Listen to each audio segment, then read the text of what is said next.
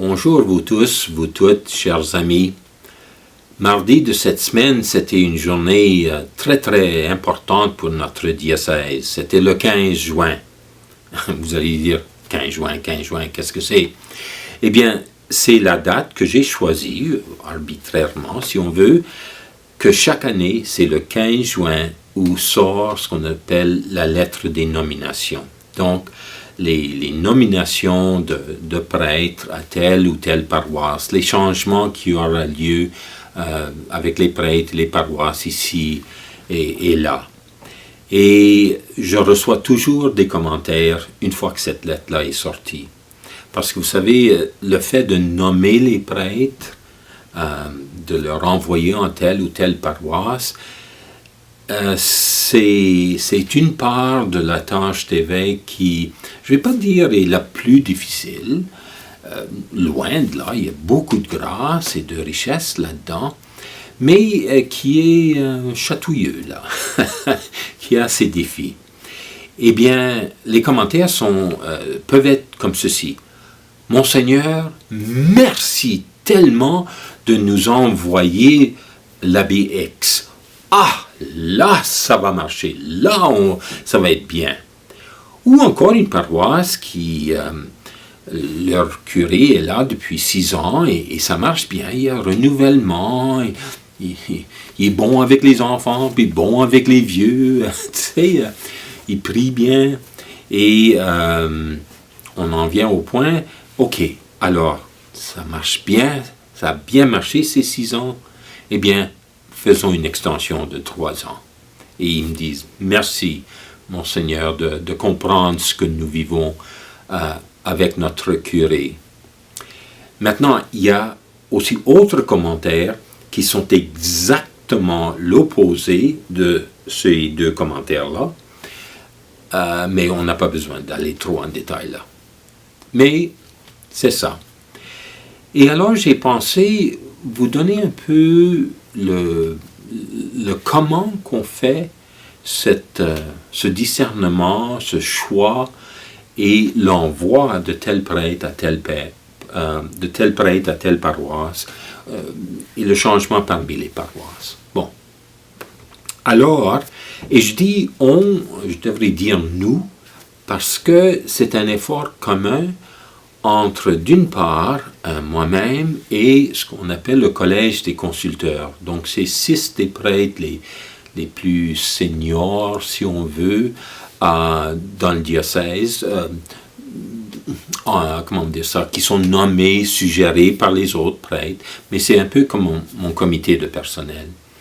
Et c'est aussi faisant partie d'une grande consultation, demandant le prêtre qu'est-ce qu'il veut, demandant la paroisse comment ça va, écoutant ici, demandant des questions ici, pour juste avoir le pouls aussi bien que possible.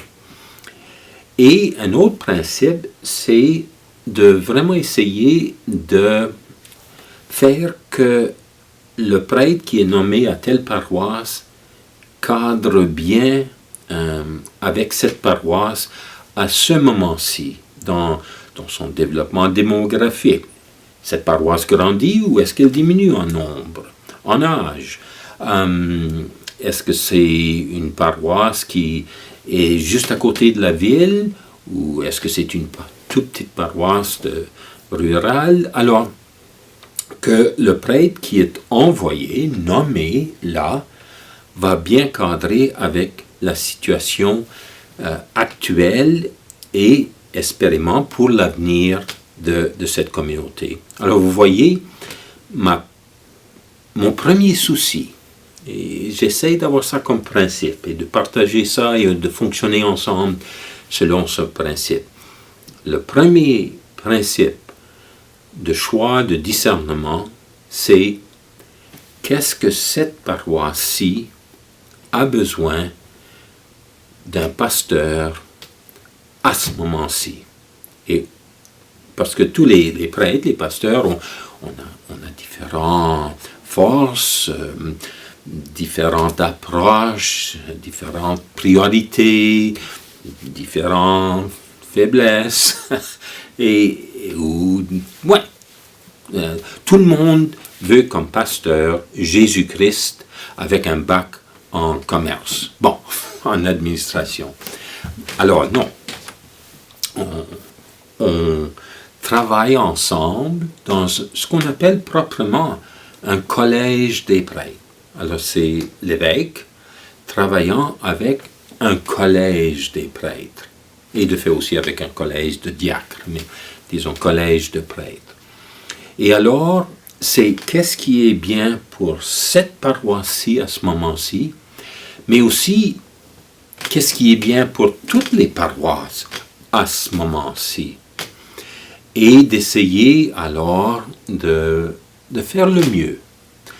Et vraiment de voir à ce que le prêtre qui va aller là, à son âge, avec son expérience, avec qui il est, que vraiment il va faire du bien à cette paroisse-là. Il est nommé pour 6 ans. C'est le mandat décrété par la Conférence des évêques catholiques du Canada il y a longtemps. C'est afin que les prêtres ne soient pas ballottés ici et là selon le gré de l'évêque, mais que le prêtre a une stabilité et surtout la paroisse a une stabilité de continuité de leadership. Changer un curé à tous les 2-3 ans, là, ça c'est paralyser une paroisse. Alors, 6 ans. Et comme j'ai dit, si ça va bien, une extension de 3 ans, donc 9 ans en tous. Mais, dans ce diocèse, et on a beaucoup discuté de ça, il y a la limite absolue de 9 ans.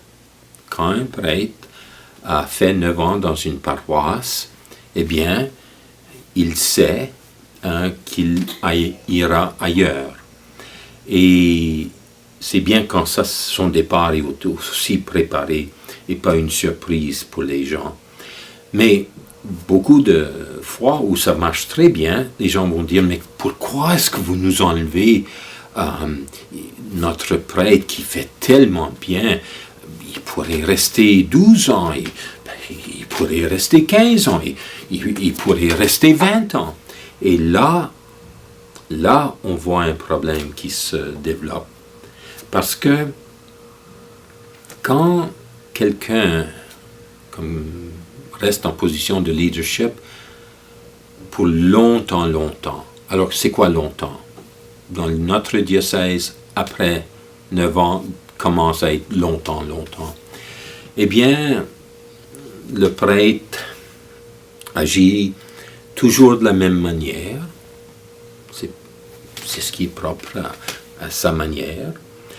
Il commence à œuvrer surtout avec les mêmes personnes et des fois un petit noyau qui, alors, ce petit noyau-là, prêtre et laïc, mène la vie de la paroisse. Et avec ça, il y a certaines familles qui sont exclues, certaines possibilités qu'on dit « Oh, ça ne vaut pas la peine d'essayer ça », certains besoins qu'on n'écoute même pas. Et alors, le roulement de prêtres, de paroisse en paroisse, assure que toutes les paroisses auront le bénéfice de la richesse de l'ensemble des prêtres. Parce que dans tout ceci, c'est vraiment la question. Qu'est-ce qui est le bien pour tous? Le bien pour tous les prêtres et le bien surtout pour toutes les paroisses.